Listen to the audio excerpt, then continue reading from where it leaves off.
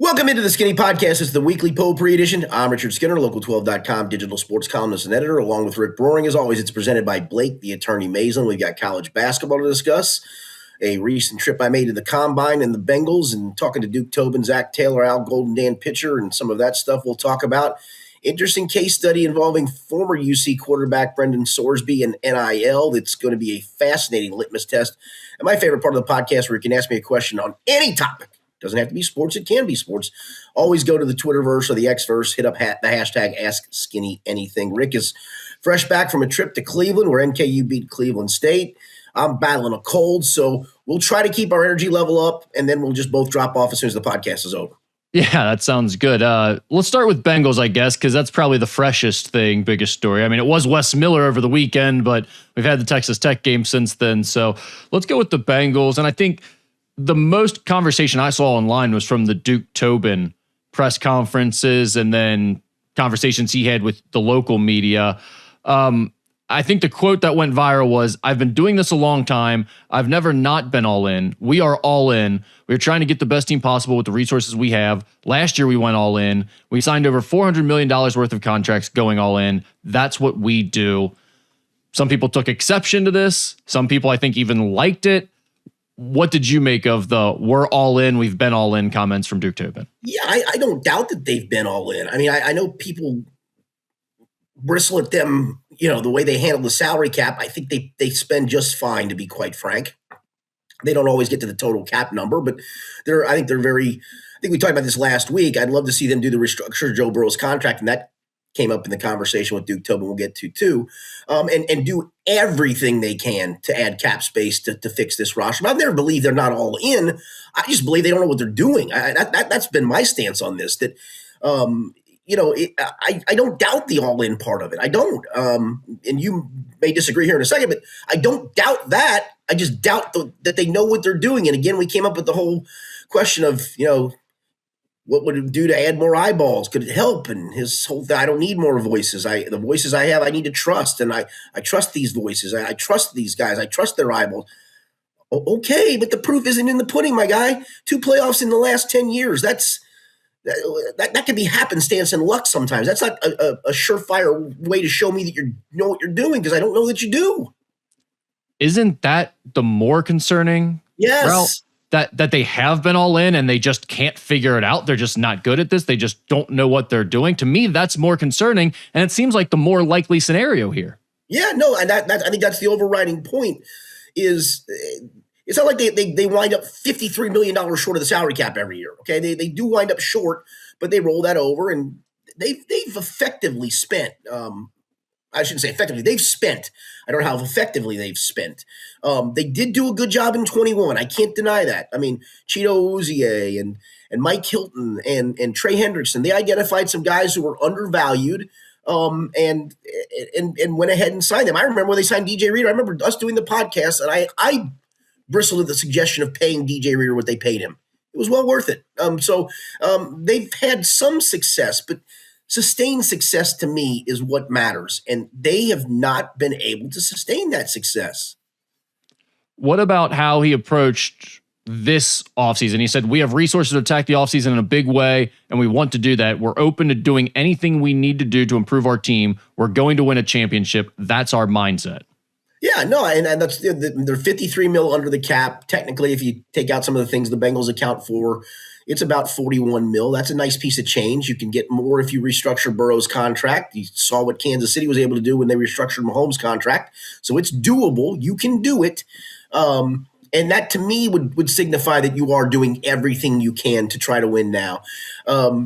I think they realize they have to attack the defensive tackle market, and there's one top-of-the-line guy in John Franklin Myers who's going to cost you a pretty penny. He's going to get paid this offseason, and you're going to probably get in a bidding war for him. And the drop-off from him to the next 3 technique is pretty drastic, in my opinion. They are going to go after a safety. I have no doubt about that, and they're going to have to pay a decent amount for it. They're going to have to identify the right player. I asked Duke when we had our little session off to the side, if you will, with just the local media members, basically the writers for the most part, what is the last 2 times you've gone out of free agency and signed a safety? What's that proven to you? Like signing a Nick Scott and signing a Geno Stone, 2 guys who were on good defenses, and the good defenses made them look good. And he gave me some mumbo jumbo answer, and that I just kind of shrugged my shoulders at, because I hopefully they've learned that, okay, Nick Scott was on a pretty good defense that made him look good. Geno Stone sat back in center field, was able to intercept passes because the front seven in front of him and the corners in Baltimore were so good. When you look at a Kobe Bryant, for example, did Seattle's defense make Kobe Bryant look good, or was Kobe Bryant a big part of why that Seattle defense was good? I think it's a really nuanced thing that they've whiffed on the last two times they've done this. You can't whiff a third time. You can't bring in a free agent safety who isn't going to be at least a solid starter at a minimum. So they've got a lot of things they can do, and I do think they will do. I think you'll see them sign an edge. I think you'll see them sign at least one defensive tackle, if not two. I think you'll see them sign a veteran linebacker. I asked Al Golden yesterday, would it behoove you to bring in a veteran linebacker who's been there, done that, or you just let the kids who you kind of threw into the deep end evolve together? And he said, no, I think it would be very beneficial to bring in a veteran linebacker. It gives us a chance to do a lot of things. And I think a lot of things is basically these guys struggle. You have somebody you can go to, or maybe this guy starts and it's a battle between the other two kids, Demetrius Knight and Barrett Carter. Maybe there are strengths that Barrett has that Demetrius doesn't have. There's strengths that Demetrius has that Barrett doesn't have. You can mix and match in situations. So I do think they are going to do a lot of things this offseason. But if you're going to do it, you need to maximize that with every dollar possible. And to me, he did say he wouldn't take a Joe Burrow restructure off the table. He wouldn't take anything off the table. That's at least a okay sign. I think that they would be open to doing that. They need to do it. Yeah, you talked about that last week or the week before. We went in depth on it a little bit more. Was there anything new that came up with that, or just the mention that they would be open to it? Yeah, just the mention that they'd be open to it. That didn't surprise me, because I do think they are open to it. It's just a matter of how you're going to do it, what's the finances going to look like, what's the savings going to be. And Joe has to be open to doing that. I think he would be, but he has to be open to doing that too. He didn't really, Duke Tobin didn't really say much about Trey Hendrickson, just said he didn't really want to talk about it. Did you have any takeaway from that? It was really cool to see the reaction from Duke and Zach had already said it to Jay and came to the Celebration of Life. The other assistant coaches yesterday, Al Golden, Dan Pitcher, the reaction to Jay Morrison being there was really cool.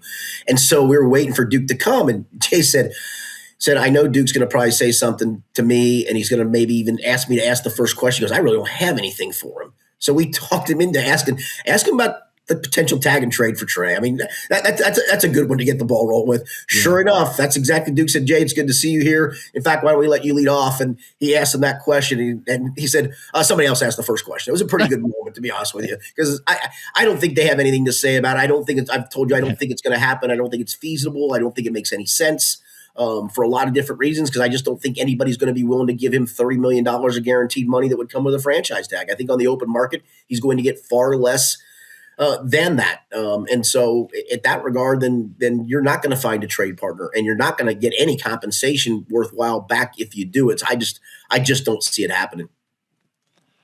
You talked about the emphasis on defensive line, pass rush help in free agency. Seems like that was also the talk when it came to the scouting combine up there. That was a heavy emphasis on interviewing defensive linemen, edge rush prospects.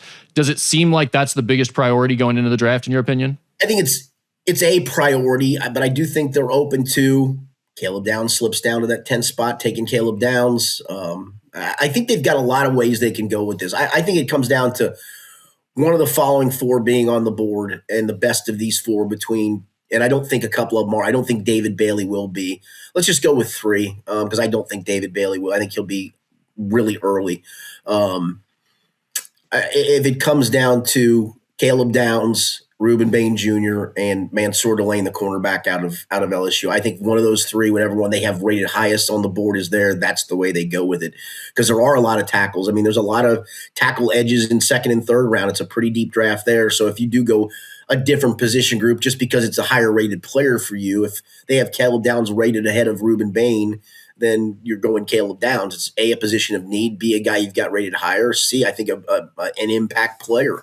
I think Ruben Bain could be that too, but I think they're going to fall into a player that it's not like you're taking that guy just because, they've done that a couple of times. They did that in the Billy Price year where they desperately needed a center, and Frank Ragnow went to the Lions one pick before the Bengals were going to pick, and I think that really messed them up because I think they were thinking they were getting Frank Ragnow, and they didn't, and they had to pivot really quickly, and I think, took a flyer on Billy Price, and it didn't work whatsoever. So, I think they're going to fall into a good player at 10. I really do. All right. Anything else on the Bengals? No, it wasn't. There wasn't a lot of newsy nuggets from up there, to be quite honest with you. I will say it was interesting. Was interesting when we talked to Duke, when I can't remember who asked the question about, what do you think of your current defensive tackle group? And I mean to tell you, Rick, there had to be a 10 to 15 second pause before he answered. Like, he was trying to not roll anybody under the bus. And finally he talked about, I think they're going to bring BJ Hill back. In my opinion, I think they should cut him. I heard the bounce back potential. Yeah, they think, and he did. He played last year, banged up and hurt, and fought through it. And kudos to him for trying to do that. I just think a guy on the other side of 30, when that starts happening, and you can save some significant money and then go get a fresher body, to me, that's what I would do. But I do think they bring him back. But he talked a little bit effusively about Chris Jenkins, and so did Al Golden. I think they both believe in him. I don't, but they do, and that's where the thing goes. But it was just really weird, like that long pause, like, yeah, I know you guys know they suck, and how am I going to explain this to you guys in the right way without killing them?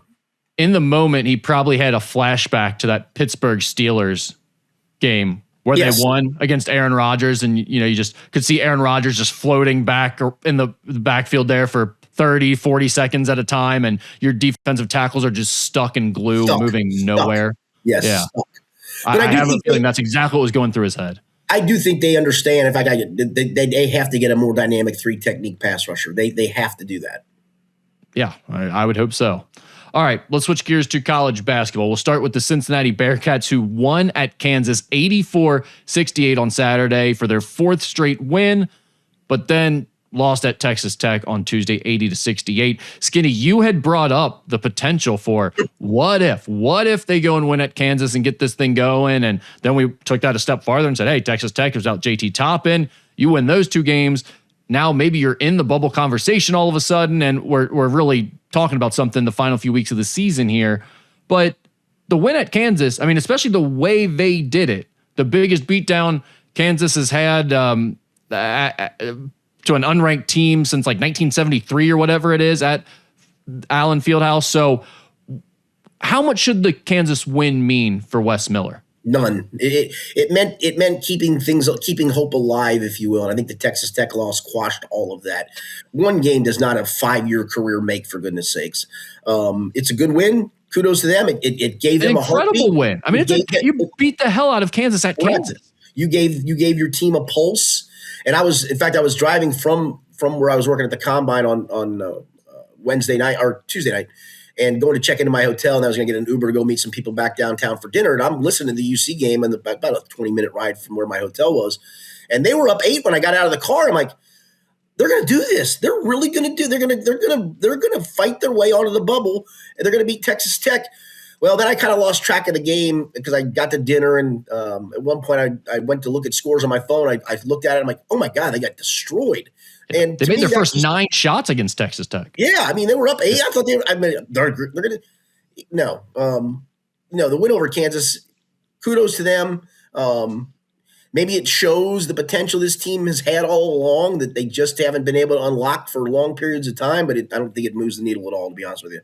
Yeah, I mean, is it almost more of an indictment in that way of like maybe showing like, hey, he's had the talent, but he just can't seem to put it together and win games that he needs to win? I mean, Skinny, the crazy thing to think about is we were 16 days removed, just over 2 weeks removed from that West Virginia loss where he's telling fans to lay off him in the tunnel. He's crying. And I mean, hand up, like I was like, his agent needs to get him out of here. This is going to damage his reputation going forward. And I truly felt that way. Like I thought it was going to spiral in a way that could get really bad for him. And you got to give him a lot of credit. We've said this before about his teams. Just when you think they're down and out and like completely done and playing out the string, they rejuvenate it and get a big win. And this was that to the nth degree. I mean, the most improbable win. We've said that probably 3 or 4 times this season, but this one definitely takes the cake there.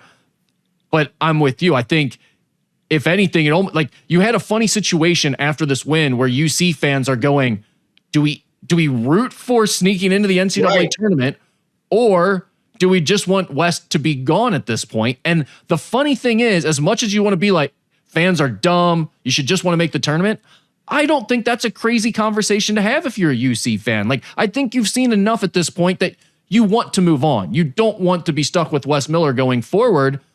But at the same time, like, everyone wants to play in the tournament. Obviously, that's what this whole season was about for Wes Miller. So it was just a funny situation after the Kansas win. I don't think they really have anything to worry about going forward. I would assume Wes Miller is still going to be fired. Although it does seem like it has brought the conversation back. Like 2 weeks ago, I think everyone was on the side of Wes Miller is gone.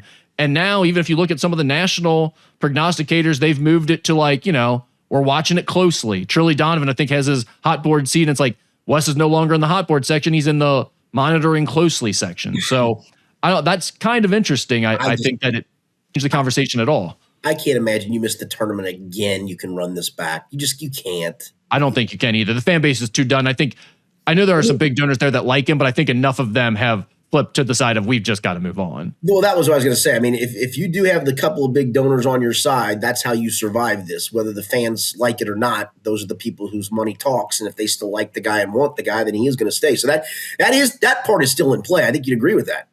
Yeah, and I mean, from what we hear, the people who report on the team, they continue to say that there are big money people who support Wes Miller and like Wes Miller. So I guess we'll still have to see how this plays out. I can't see a way in which they keep him, but it was also just a rough few weeks for Bearcat fans in general, because while you're going through all of this, Jared Calhoun lost back-to-back games at Utah State, and Josh Schertz and SLU lost 2 of their last 3, including getting demolished at Dayton this week. So it's like your 2 future coaches in waiting haven't been performing too well either. So UC fans are really shook up and not sure where to go next, I think. All right, Xavier lost at Butler 80-75, and then lost at Providence 94-84. 3 straight losses for the Musketeers. They've lost 5 of their last 6, 8 of their last 10. Both of these games were kind of similar, where you get a big hole, you start to dig yourself out of it, make a comeback, make it somewhat interesting at the end. Butler game more interesting than the Providence game, but ultimately, I mean, they just lost it within the first half of the first half, basically, first 10 minutes of action. Yeah, when they dig a hole, they just are not capable of stringing together stops. I mean, they're just not. And that makes it almost impossible. You can get so hot on offense and start rolling yourself on offense, but they just aren't capable of getting enough stops. I mean, that's what the season has been. It feels like they're this close, and yet they're like that far away. Yeah, I've said this before. We talk about it with Zach Taylor and NFL teams when they bring up like the 1-score loss stat, right? Oh, Zach Taylor in 1-score games is X. And it's like, well, here's the thing. You don't get blown out all that often in the NFL. And I would say the same thing about college basketball a lot of times. Like the difference between good teams or bad teams is the good teams win the close games and the bad teams lose the close games. Xavier just loses a bunch of close games. They're a bad team. They're not a team that almost has it figured out. Like they've had a bunch of blowouts too. This was their, I think, like the 8th loss by double digits here to Providence. So, I mean, they've had as many blowouts as most teams will have as well. The more interesting storyline this week was Jeff Goodman's report about him hearing that Richard Pitino would be interested in taking the Providence job, assuming they're moving on from Kim English after this year. Now, a lot of that was put to rest when Richard Pitino tweeted out before Wednesday's game, big opportunity tonight at Providence. Looking forward to what we're building at Xavier for years to come. Seemingly a direct but indirect response to Jeff Goodman's reports. But it definitely had people talking for sure. What were your thoughts when you saw all of that stuff come out? Skinny? I mean, he complained about the money a little bit, right? The NIL stuff, that we need more money. And I mean, I don't think that's going to change at Xavier. I'm sorry for that. It's just not. And I don't know what the resources are at Providence. I'm guessing there's probably some Dunkin' Donuts money behind it. I mean, they probably have a better NIL situation than Xavier does. So I think that should be in play if you're him. That if I get a better situation, I'm taking it. Yeah, I think that's the way every coach feels right now in this current climate is you really more than ever have to be out for yourself and the best current situation you have because these things are so fluid. That being said, the good thing for Xavier fans is Xavier controls this situation. I think it was easy for Richard Pitino to send out that tweet saying, I'm excited for what's ahead at Xavier for years to come. Not that it's binding or it means anything ultimately, but I think it was easy for him to send out because he has a big buyout at Xavier. He's just 1 year in right now. Right. There's really, I don't think much of a chance at all that Providence is going to pay a buyout for Kim English to go away, pay the full big buyout for Richard Pitino to get out of Xavier, and then pay him to be their coach and also give him a healthy NIL stipend, which he would certainly need if he's going to accept that job over Xavier. So, I mean, I think it was really a non-starter that it would happen this year. At the same time, a lot of fans hate Jeff Goodman now. He's really fell out of favor with college basketball fans, so they're jumping all over him. And, this is fake news, this is a stupid report and all of that. I would caution people against that because I would say, like, they're using his report about Sean Miller being interested in the Ohio State job if it were offered to him 2 years ago as a way to dispel this and be like, see, he doesn't know what he's talking about. I would tell you that report that came out about Sean Miller in Ohio State was the beginning of the end of Sean Miller at Xavier. Absolutely. No question. It was clear after that, like, yeah, Sean Miller actually does want out of Xavier. So I would be more interested in following the storyline going forward. Like, do we see any other signs that Richard Pitino is leaking to people or telling people that he might be looking for a way out of Xavier? I don't think this year is the right time for that to happen. And the good news is if you're a Xavier fan, for him to get out after this, he's going to need to have success. Like if he has another down year where he goes under 500, no one's going to want Richard Pitino to move up at the high major level. So I think you're in control of this if you're Xavier. You have the big buyout this year, so you'd have to negotiate that down if you were to let him leave, and that would be your choice at that point. I don't think Xavier wants Richard Pitino to leave, so it's not going to happen. And you mentioned the NIL situation. There's no doubt Providence spent a lot more than Xavier did in NIL this past season. But everything I've heard is Xavier's looking to basically double their NIL output from last spring to this spring, and this is in a much more competitive market for them where you don't have the big football schools dumping their entire NIL collective and offering revenue share, double dipping in the same year. So I don't know that the salaries are going to come down much. I think the money's going to kind of stay similar to where it was at last year, but I don't think you're going to see a big increase in terms of player salaries. And I do think Xavier is going to have a massive increase in their NIL dollars. So he's got more to work with this year. It's a huge, huge transfer portal coming up for him. I think that's really what all Xavier fans are looking at right now. Yeah, for sure. All right. NKU lost at Youngstown State 64-58 on Saturday, won at Cleveland State 81-70 on Wednesday. It looks like they're probably going on the road in the first round of the Horizon League tournament. They're not quite locked in. There is like one scenario out there. It would involve IU Indy winning against Purdue Fort Wayne, I believe, which probably isn't going to happen. So 3-16 in the league, IU Indy. Yeah, they're going to be on the road almost certainly, but still a lot of scenarios for where they go. It could be Green Bay, it could be Purdue Fort Wayne, it could be Oakland or Detroit, I believe. So everything's still up in the air there. What did you think of their last two games here over the weekend, where had a chance to kind of lock in that home game and couldn't get it done? I couldn't believe I was watching. I can't remember what I was watching early on Saturday or Sunday afternoon. It probably was golf, and I went to my phone to look at scores, and I saw the halftime score for NKU, and I just shook my head when I saw the 15 points. My word. But it feels like they've done this so much, whether it's 15 points or scoring 41 and the other team scoring 53, they just keep digging holes. They don't usually dig it on the offensive end. It's usually on the other end, but wow, that had to be a disastrous first half to watch.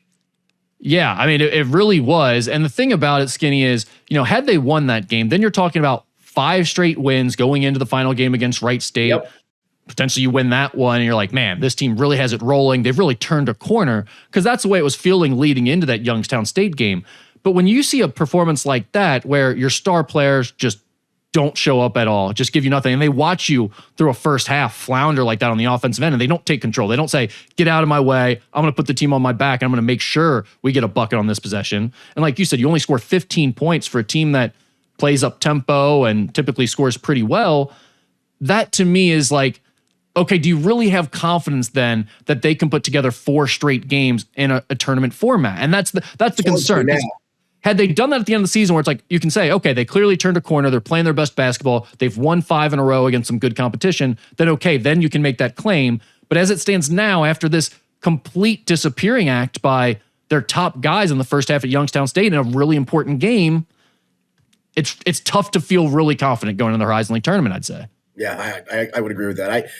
I still think they've got a run in them just because they do have the offensive firepower to do that. But to that point, I mean, then you see a 15-point game. And like I said, you've seen some halves where you dig a hole because you can't get stops. There just doesn't seem to be a rhyme or reason. And that's a hard one to say you're going to put together 4 good games in a row to win in the tournament. Yeah, especially when you're going on the road in the first round. I mean, it feels almost equally likely now that you have a bad half on the road in the first round, you lose in the first round, as it does you make a run to the championship game. I think the conference is as much parity as you'll ever see in a conference. Like, I don't think anyone's heads and shoulders above anyone. And I think if everyone plays their best basketball, I think I'd take NKU's roster up there with just about anyone's right now. I think they can do it when they play their best, but they clearly have not been consistent enough to get it done throughout the season. That's why they'll be going on the road, and that's why it's tough to feel confident about them making that run. But there's still hope, I guess, at least if you're an NKU fan, because of what they've shown. Kentucky lost at Auburn on Saturday, 75-74 for their third straight loss. They did get off the schneid at South Carolina on Tuesday, 72-63.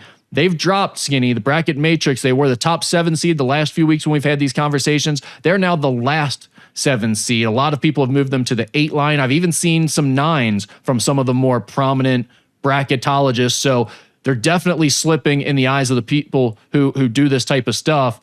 They have a home game against Vandy on Saturday. They're at Texas A&M on Tuesday, and then they have a home game against Florida to finish off the regular season. What's their record in those 3 games, in your opinion? I'm going to go 1-2. I think they get the Vandy game, lose the road game, lose to Florida. I think that's enough to keep them on the 7 seed line. It's another quad 1 win. You steal 2 of those, I think you're clearly on the 6 seed line, to be honest with you, because it'd be a quad 1 road win if you did, or a quad 1 home win over Florida. If you get 2 of these, I think you feel comfortable about being on the 6 seed line. I think what Tuesday did at least made everybody go, okay, they're going to be in the NCAA tournament. It's just a matter of where the seed line is going to be. And to your point, I looked this morning, like you were talking about, they're the bottom 7 seed on bracket matrix, which means some people have them 8. To your point, maybe some have them 9. Some probably still have them somewhere on the 6 line, I would guess.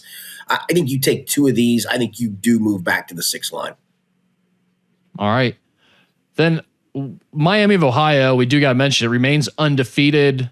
Yeah, I'm glad you brought them up, because I do want to. I'm going to change my tact on this, Rick. Earlier when we did this, and I said let's look at some blind resumes, and how can they get in with no quad 1 games played, like 1 quad 2, and it's everything been quad 3, quad 4. The sexy thing to look at now apparently is wins above bracket, right? If that seems to be the number that everybody's been talking about, that the committee's going to use. They're 28th in wins above bracket at the moment. I mean, like that would make them a comfortable at-large team. Now, I don't know what a MAC loss, how far that would ding them down in wins above bracket. I don't even know how wins above bracket is calculated. I just know it is calculated. There is a metric to it. There is a number to it. They're 28th. For comparison's sake, Kentucky's 33rd in wins above bracket. So they're 5 above them in wins above bracket. And that, what it sounds like, that's a number the committee's really going to look at. Yeah, it's supposed to measure how many more wins a team has achieved compared to a quote average bubble team playing the exact same schedule. Yeah, it's not wins above bracket, it's wins above bubble. I'm an idiot. Yeah, but go ahead. Yeah, wins above bubble. So it evaluates resume strength by assigning value to each game based on opponent strength and location, helping the committee rank teams for at-large bids. So yeah, I mean, this is what I've been saying all along. People keep saying the resume. They have a good resume. They haven't lost a freaking game. A lot of things are going to be in their favor. The only part of the resume that doesn't stack up is strength of schedule. But all the other parts of the resume are phenomenal. Literally as good as it can get for the most part. Like against the spread, wins above bubble. All of these things that they look at aside from strength of schedule stack up in their favor pretty well. Look, you've got to put them in the tournament if they go undefeated in the regular season. I don't think that's in question anymore. But there's a part of me that's leaning now towards, let's just say they go to Ohio U and lose that last regular season game and then lose in the MAC tournament. Again, I don't know how far that dings them and wins above bubble. I really don't. I mean, maybe it slots them all the way down in the 60s for all I know. But if it doesn't ding them too far down, they still may find their way in. And again, if this is the metric that they're using, and it's a big tool for them to use, then okay, I have to change my tact on that, because, I mean, honestly, right now, I'm going to be fast. Let's just say the season ended today, just where those are. I mentioned Kentucky's 33rd, Miami's 28th. Let's assume Miami, just assume that's where they are. 1 loss, 2 loss, whatever it is, this is where they are. That would suggest Miami should have a better seed than Kentucky, doesn't it? based off of that one metric. Correct. Yeah. And that's where I just wonder. I wonder how weighted. I'll be fascinated to watch where when this is all said and done, and we see what going in the tournament where teams are stacked wins above bubble, how far in line that goes with the seed line that each team gets, and if there's that red flag of Miami getting an 11 seed where teams below them are 6s and 7s, that would seem very odd to me. Yeah, I mean, look, they have 3 games left. They're 28-0 right now. To me, if you get to 30 wins, like you said, even if you lose one game, I still want them in the tournament. I don't know if that'll happen at that point, but I still think they're a tournament team. Here's what I'm on now. Don't put them in a play-in game either. If they go undefeated in the regular season, they should be off the play-in game, and I've got a perfect scenario for you, Skinny.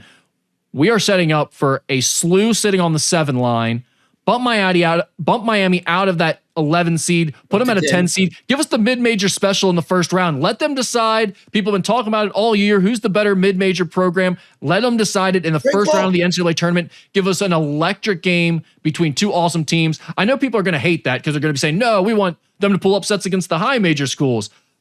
I think it would be cool to see one of them guaranteed to move on and them get to decide who's the best mid-major team. To your point, you're going to get a chance to see a high major school in the very next round. If you're the 7-10 winner and the 2 seed wins, as it probably will over the 15, you're going to see one in the second round. So you'll get your opportunity pretty quickly.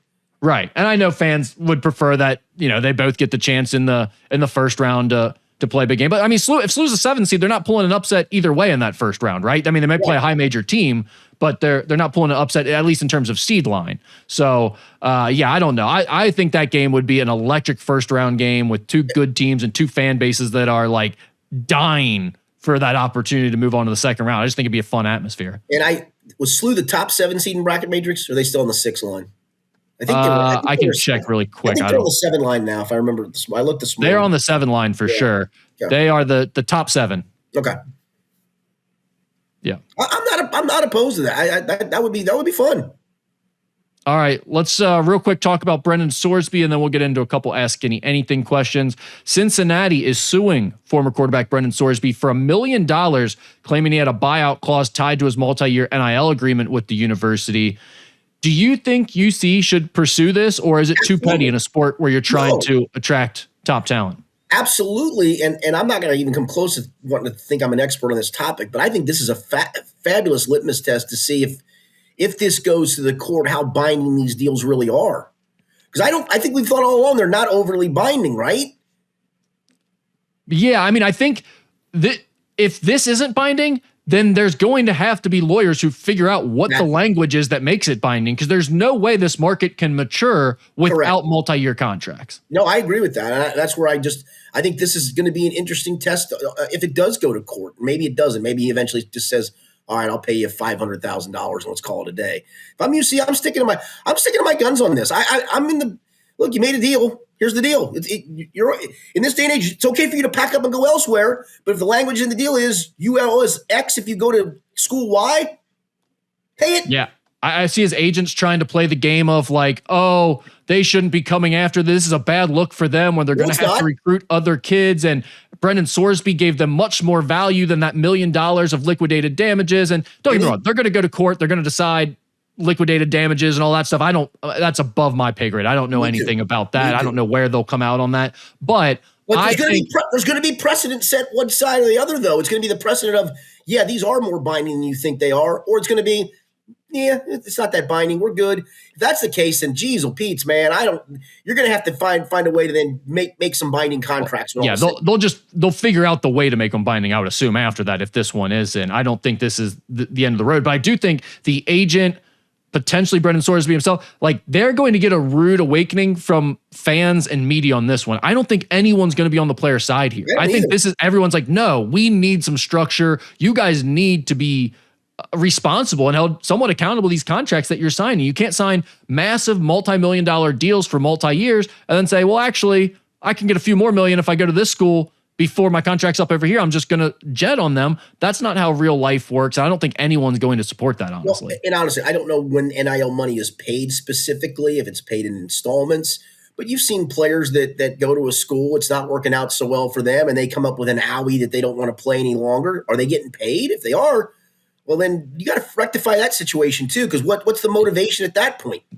Well, the new thing is, like, in college basketball especially, you can't play 10 games, for the red shirt. If you want a red shirt, it's got to be like 9 or fewer games that you've played. Kirk Creasy played that game.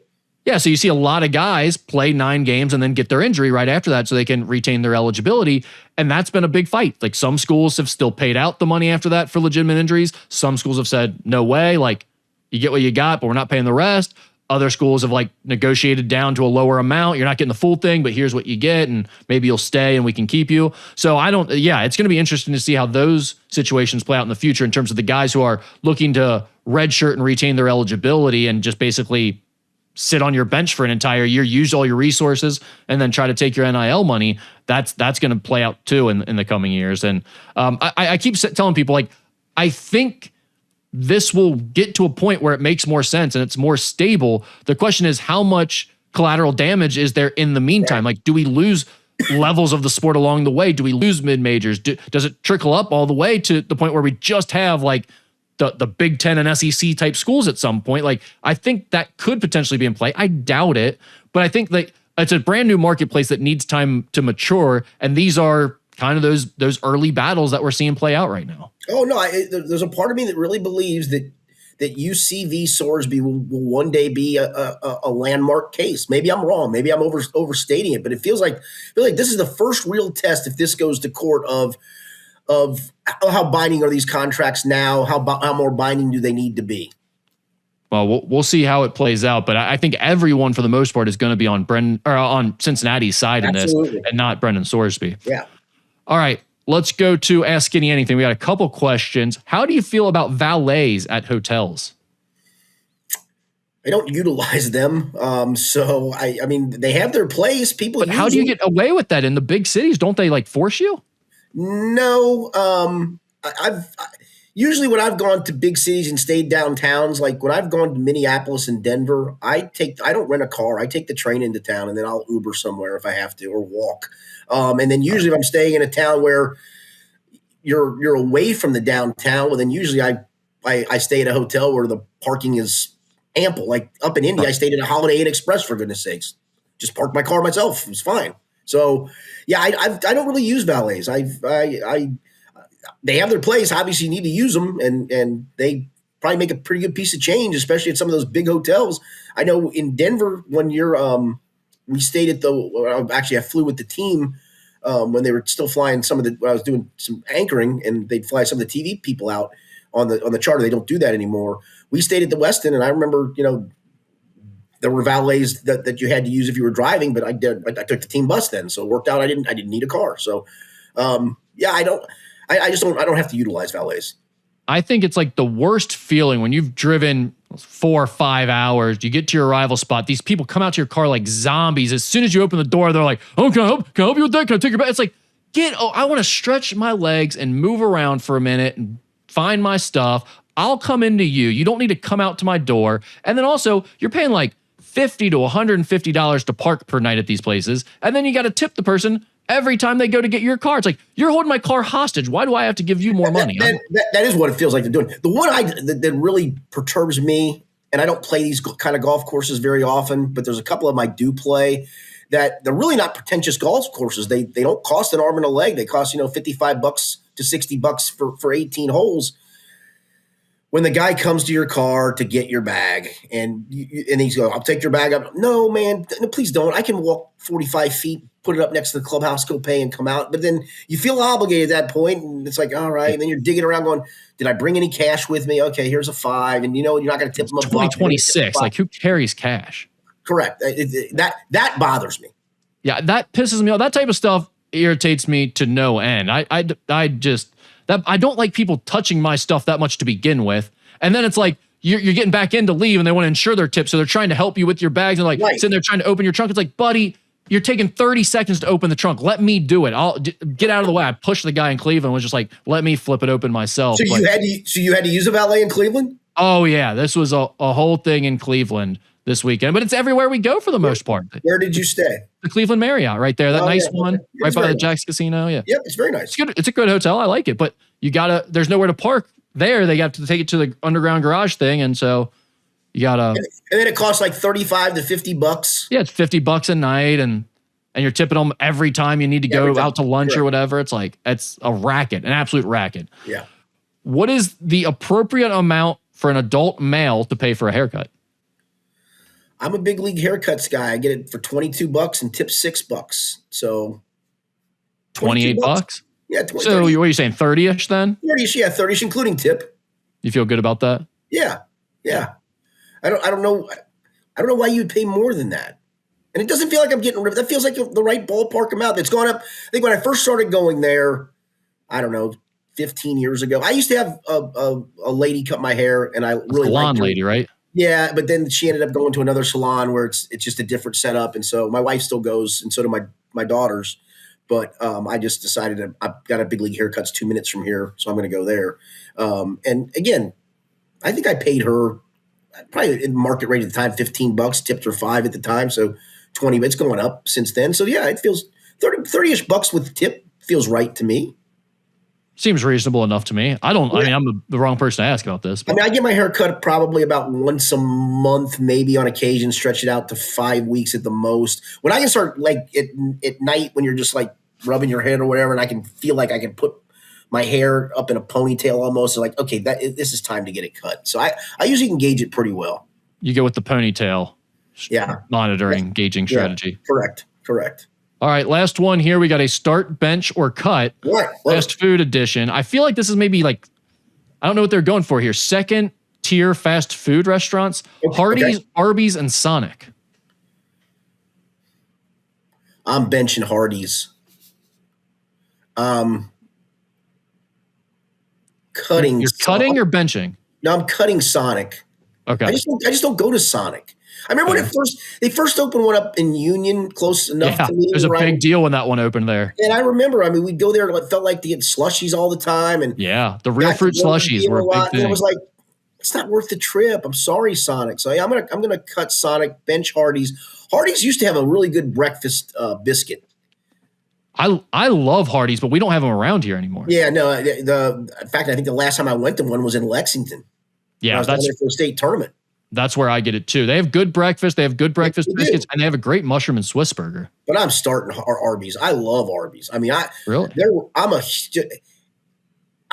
just get me a big giant roast beef, put horsey sauce on it, and I'm good to go. I don't even need fries or anything, even though you're going to get some fries. Do you do beef and cheddar or just straight roast beef? Just roast beef. Oh yeah, I want the cheddar on that thing. I love their roast beef. I do.